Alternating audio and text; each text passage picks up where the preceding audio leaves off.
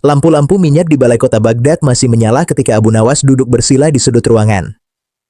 Memperhatikan tabib istana, pedagang rempah, dan beberapa pejabat kota yang tengah berdebat sengit.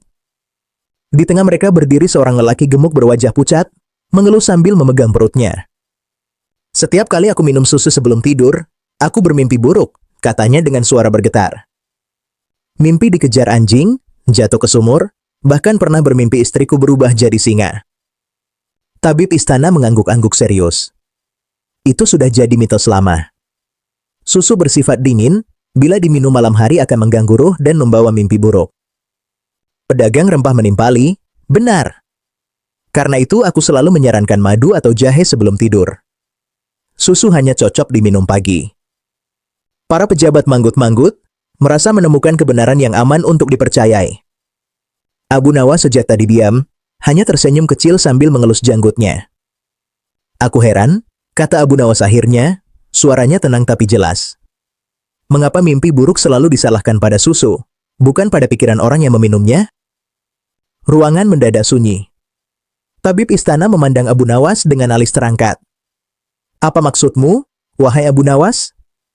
"Ini sudah dipercaya turun-temurun." "Justru karena dipercaya turun-temurun, maka jarang diuji," jawab Abu Nawas. "Coba kita gunakan logika yang biasa kita pakai untuk menghitung gandum dan menakar air." Ia menoleh pada lelaki gemuk itu. "Katakan padaku, apa yang kau pikirkan sebelum tidur?" Lelaki itu ragu-ragu. "Aku memikirkan utangku, juga penyakitku, dan kadang bertengkar dengan istriku." Abu Nawas tersenyum. "Lalu kau minum susu setelah itu?" "Iya," jawab lelaki itu. "Kalau begitu," kata Abu Nawas, "yang kau masukkan ke kepalamu lebih dulu adalah kegelisahan.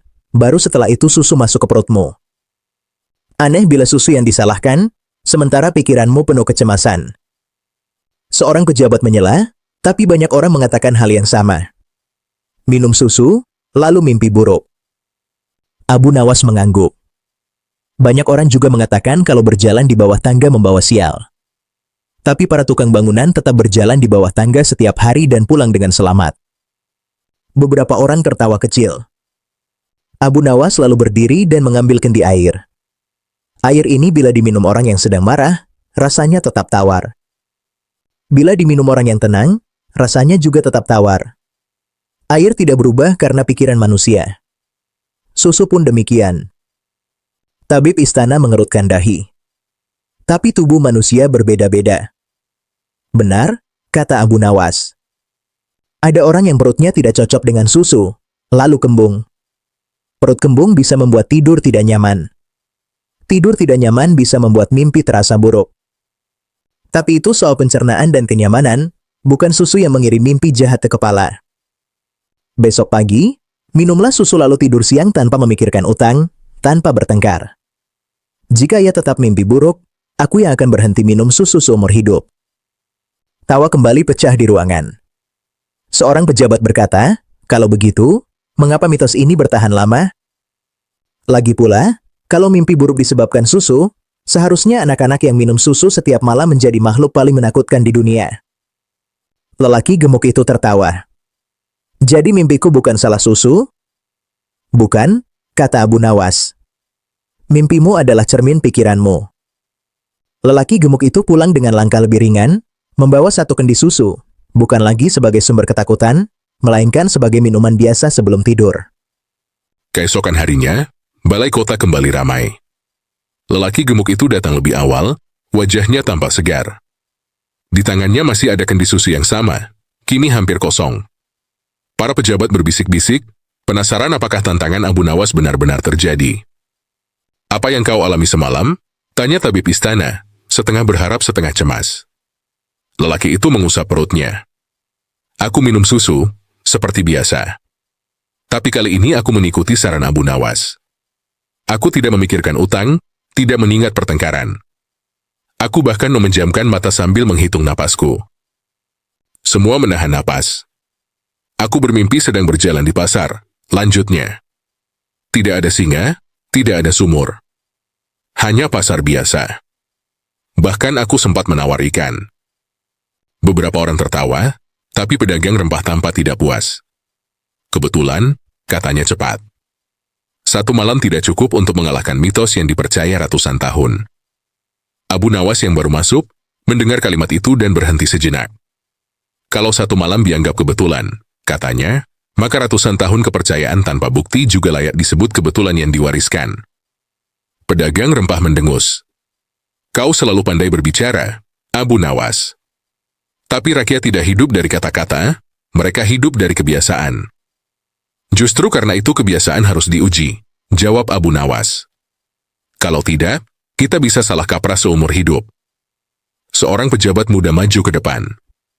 Kalau mimpi buruk bukan karena susu, lalu kenapa banyak orang merasa tidurnya tidak enak setelah minum susu malam hari? Abu Nawas menatapnya sambil tersenyum. Pertanyaan bagus. Sekarang kita mulai berbicara seperti orang yang mengamati kenyataan, bukan seperti penghafal cerita. Ia mengambil bangku dan duduk lebih tinggi. Susu adalah makanan. Makanan membutuhkan waktu untuk dicerna. Pada sebagian orang, perut yang bekerja keras saat tidur membuat tubuh sering terbangun. Tidur terputus-putus membuat mimpi terasa lebih jelas dan keadaan tidak menyenangkan.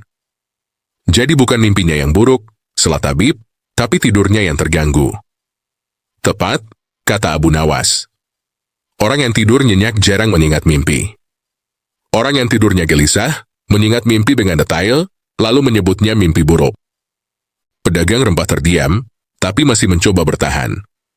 Kalau begitu, kenapa tidak semua makanan malam hari menimbulkan cerita yang sama? Abu Nawas terkekeh. Karena susu paling sering diminum menjelang tidur. Orang jarang makan kambing panggang sebelum tidur, lalu menyalahkannya pada mimpi. Tawa kembali pecah, kali ini lebih keras. Seorang lelaki tua dari sudut ruangan angkat bicara. Aku sudah tua, Abu Nawas.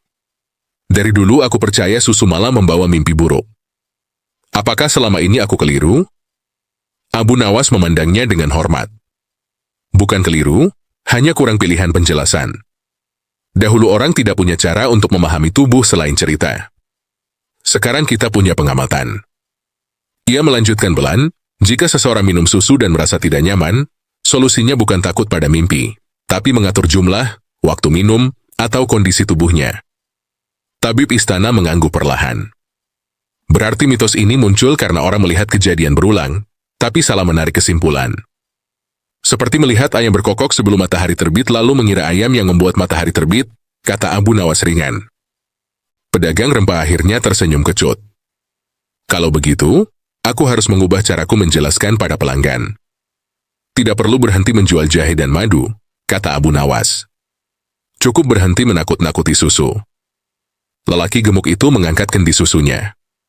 Mulai malam ini, aku minum susu tanpa rasa bersalah. Kalau aku mimpi buruk lagi, aku akan periksa pikiranku dulu. Abu Nawas tersenyum puas. Di dalam ruangan itu, satu mitos runtuh bukan karena ejekan, melainkan karena orang-orang mulai berani bertanya pada kenyataan, bukan pada cerita yang diwariskan tanpa pernah diuji. Namun keesokan minggunya, kabar tentang perdebatan itu menyebar ke pasar, ke masjid, hingga ke rumah-rumah. Tidak semua orang senang. Beberapa tabib tua merasa wibawanya terganggu. Mereka berkumpul dan sepakat menantang Abu Nawas di hadapan halayak yang lebih besar. Suatu sore, Abu Nawas dipanggil ke serambi masjid setelah salat asyar. Orang-orang duduk melingkar. Di hadapannya berdiri seorang tabib senior yang terkenal keras kepala. Abu Nawas, katanya lantang, engkau pandai bicara, tapi rakyat butuh kepastian. Kalau susu sama sekali tidak berhubungan dengan mimpi buruk, mengapa sebagian orang bersumpah merasakannya? Abu Nawas tidak langsung menjawab. Ia justru menunjuk seorang pemuda yang duduk di barisan depan. Kau, anak muda. Semalam tidur jam berapa? Larut, hampir tengah malam. Apa yang kau lakukan sebelumnya? Berdebat dengan temanku. Aku kesal. Abu Nawas mengangguk. Apakah kau bermimpi aneh? Pemuda itu tertawa kaku. Iya. Aku bermimpi dikejar orang. Abu Nawas selalu menunjuk ke laki lain. Kau? Aku tidur cepat. Tidak minum susu, tidak minum apapun. Tapi aku mimpi buruk juga. Bisik-bisik mulai terdengar. Abu Nawas menoleh kembali ke tabib senior. Lihat, mimpi buruk tidak menanyakan apakah seseorang minum susu atau tidak. Ia datang ketika pikiran dan tubuh tidak tenang. Tabib itu mengangkat dagu. Tapi kenapa susu selalu dituduh? Abu Nawas menjawab tenang, karena manusia suka mencari sebab yang bisa dipegang, bukan sebab yang harus direnungkan. Pikiran itu sulit disalahkan, susu lebih mudah. Ia lalu mengambil segelas susu yang disediakan panitia. Sekarang aku akan melakukan hal yang dianggap berbahaya oleh mitos. Beberapa orang tampak tegang ketika Abu Nawas meminum susu itu perlahan. Malam ini aku akan tidur. Lanjutnya, dan jika besok aku bermimpi buruk, kalian boleh berkata mitos itu benar. Tapi kalau tidak, kalian harus menerima bahwa tubuh manusia bekerja lebih rumit dari cerita warung. Seorang perempuan dari kerumunan bersuara, bagaimana kalau Abu Nawas tidak bermimpi apa-apa? Justru itu jawabannya, kata Abu Nawas cepat. Mimpi bukan kewajiban setiap malam. Tapi mitos sering memaksa kejadian seolah pasti terjadi. Keesokan paginya, orang-orang kembali berkumpul. Abu Nawas datang dengan wajah segar. Apa mimpimu? Tanya seseorang tidak sabar. Aku bermimpi membantu tetanggaku memperbaiki atap, jawab Abu Nawas. Tidak menarik, tapi nyata. Kerumunan tertawa.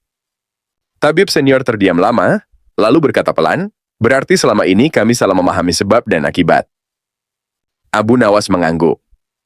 Dalam kesehatan, melihat dua hal terjadi bersamaan bukan berarti yang satu menyebabkan yang lain. Susu diminum sebelum tidur, mimpi buruk terjadi, lalu orang berhenti berpikir. Ia menatap orang-orang satu persatu. Kalau ingin tidur nyenyak, perhatikan pikiran, waktu tidur, kenyamanan tubuh. Jangan sibuk memusuhi segelas susu. Sejak hari itu, cerita tentang susu dan mimpi buruk tidak langsung hilang, tetapi mulai retak. Orang-orang masih membicarakannya, namun kini dengan satu tambahan kalimat, kata Abu Nawas, belum tentu susunya yang salah. Letaknya mitos itu ternyata menimbulkan masalah baru. Beberapa pedagang susu datang mengadu ke Abu Nawas karena penjualan mereka justru meningkat tajam. Sementara pedagang ramuan penenang tidur mulai kehilangan pembeli. Para penjual ramuan itu merasa tersudut dan kembali memutar cerita. Mereka menyebarkan kabar, susu memang tidak selalu bikin mimpi buruk, tapi membuat otak malas.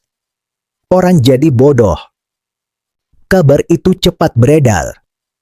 Suatu pagi, Abu Nawas dihentikan seorang pegawai pajak di jalan. Abu Nawas, katanya ragu, aku ingin bertanya jujur. Anakku minum susu tiap malam. Apakah itu membuatnya kurang cerdas? Abu Nawas tertawa pendek. Kalau susu membuat bodoh, maka para penggembala akan menjadi orang paling dulu di dunia. Padahal merekalah yang paling tahu kapan hujan turun. Pegawai itu tersenyum, tapi keraguan belum sepenuhnya hilang. Di balai kota, para pejabat kembali mengundang Abu Nawas. Kali ini topiknya masih sama, tapi nadanya berbeda. Mereka ingin kepastian yang bisa disampaikan ke rakyat tanpa menimbulkan kebingungan baru. Seorang pejabat berkata, masalahnya bukan hanya mimpi buruk, tapi rasa takut. Rakyat takut salah minum, salah makan, salah hidup. Abu Nawas mengangguk pelan. Takut sering lahir dari mitos kesehatan. Karena kesehatan menyangkut tubuh, orang lebih mudah panik. Ia lalu bertanya, apa teh kalian tahu kapan susu terasa paling bermasalah? Semua saling pandang. Ketika diminum berlebihan, lanjut Abu Nawas. Atau ketika orang meminumnya sambil membawa beban pikiran, lalu tidur larut. Tabib istana menimpali, jadi masalahnya bukan pada susunya, tapi konteksnya. Tepat, kata Abu Nawas. Dalam hidup nyata, jarang ada satu sebab tunggal. Tubuh bekerja seperti pasar, banyak hal terjadi bersamaan. Seorang pejabat senior menghela napas. Berarti selama ini kami terlalu suka kalimat sederhana. Abu Nawas tersenyum tipis. Kalimat sederhana nyaman, tetapi sering menipu. Untuk membuktikan ucapannya, Abu Nawas meminta izin melakukan penamakan kecil. Selama beberapa malam, beberapa warga diminta mencatat 3 hal: apa yang mereka minum, apa yang mereka pikirkan, dan kualitas tidurnya. Beberapa hari kemudian, catatan itu dibacakan. Orang yang minum susu sambil menonton pertunjukan lucu tidur nyenyak. Orang yang tidak minum susu tapi tidur dengan pikiran cemas tetap mimpi buruk. Orang yang minum susu berlebihan mengeluh perut tidak nyaman, tapi bukan mimpi mengerikan. Kerumunan mulai memahami polanya. Seorang penjual ramuan akhirnya angkat bicara setengah pasrah. Berarti aku salah menjual ketakutan. Abu Nawas menatapnya tanpa mengejek. Tidak salah berdagang. Yang salah adalah membuat orang takut pada hal yang netral. Ia lalu menambahkan, kalau ingin membantu orang tidur nyenyak, ajarkan mereka menenangkan pikiran. Itu lebih murah daripada ramuan apapun. Sejak saat itu, cerita tentang susu berubah arah. Orang-orang tidak lagi bertanya, bolehkah minum susu sebelum tidur, melainkan apa yang sebaiknya kupikirkan sebelum memejamkan mata. Dan Abu Nawas kembali dikenal bukan sebagai penentang atau pembela susu, melainkan sebagai orang yang selalu mengajak orang lain berpikir lebih dulu sebelum percaya. Perubahan cara berpikir itu rupanya tidak disukai semua orang. Seorang pejabat tua yang gemar memberi petua sederhana merasa kewibawaannya menurun. Ia terbiasa menenangkan warga dengan kalimat pendek. Jangan minum ini, jangan makan itu. Kini warga mulai bertanya balik, dan itu membuatnya gelisah. Suatu malam, pejabat itu memanggil Abu Nawas secara pribadi. Engkau membuat rakyat terlalu banyak berpikir, katanya sambil menyesap teh. Tidak semua orang suka berpikir panjang. Abu Nawas mengangguk sopan. Benar. Tapi tubuh mereka tetap berpikir, walau kepala mereka tidak. Pejabat itu mendengus. Sekarang setiap orang merasa seperti tabib. Mereka bertanya tentang sebab, bukti, dan pengalaman. Bukankah itu lebih baik daripada takut tanpa tahu alasan? Jawab Abu Nawas. Pejabat itu terdiam, lalu berkata pelan, tapi rakyat butuh pegangan.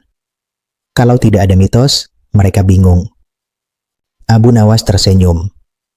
Pegangan tidak harus berupa larangan. Bisa juga berupa pemahaman. Keesokan harinya, isu baru muncul.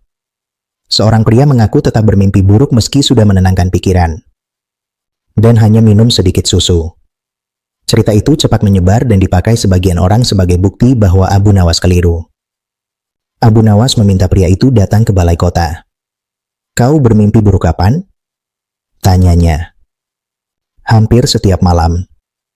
Aku penjaga malam. Abu Nawas mengangguk pelan. Jam tidurmu? Tidak tentu. Kadang siang, kadang malam. Abu Nawas menoleh ke kerumunan. Inilah yang sering dilupakan. Tubuh manusia punya jam alami. Kalau jam itu kacau, mimpi pun ikut kacau. Pria itu mengernyit. Jadi susunya tetap bukan penyebab? Kalau aku menyalahkan susu, kata Abu Nawas, aku mengabaikan kenyataan bahwa tubuhmu jarang tidur pada waktu yang sama. Beberapa orang saling pandang. Mereka mulai menyadari bahwa hidup mereka sendiri penuh ketidakteraturan. Seorang ibu bertanya, kalau anak-anak kami minum susu sebelum tidur, apa yang sebaiknya kami perhatikan? Abu Nawas menjawab, perhatikan apakah mereka bermain dengan tenang sebelum tidur, apakah mereka cukup lelah. Susu hanyalah bagian kecil. Seorang lelaki lain tertawa kecil. Jadi mimpi buruk itu seperti tamu tak diundang? Lebih tepatnya, ia datang karena rumahnya berantakan. Tawa menyebar, tapi kali ini bercampur pemahaman. Tabib istana yang dulu paling keras kini berbicara lebih hati-hati. Berarti tugas kami bukan sekadar melarang, tapi menjelaskan. Dan mengakui bila belum tahu, tambah Abu Nawas. Itu juga bentuk kejujuran. Mitos itu tidak mati seketika, tapi kehilangan kekuatannya. Abu Nawas tetap berjalan biasa, mengajarkan, tidak langsung percaya sebelum berpikir. Suatu malam, Abu Nawas duduk di teras rumahnya, menyesap segelas susu hangat. Seorang tetangga yang sejak lama memperhatikannya akhirnya memberanikan diri bertanya. Abu Nawas, setelah semua perdebatan itu, apakah engkau yakin orang-orang benar-benar berubah? Abu Nawas menatap langit yang gelap, lalu berkata pelan, perubahan tidak selalu terlihat dari apa yang mereka minum. Tetangga itu mengernyit. Dulu, lanjut Abu Nawas, orang bertanya apa yang harus dihindari agar tidak mimpi buruk. Sekarang mereka bertanya apa yang perlu dibenahi dalam kebiasaan hidupnya. Itu sudah cukup. Tak lama kemudian terdengar suara anak-anak tertawa dari rumah sebelah. Mereka baru saja minum susu dan bersiap tidur. Tidak ada rasa takut, tidak ada bisik-bisik tentang mimpi buruk.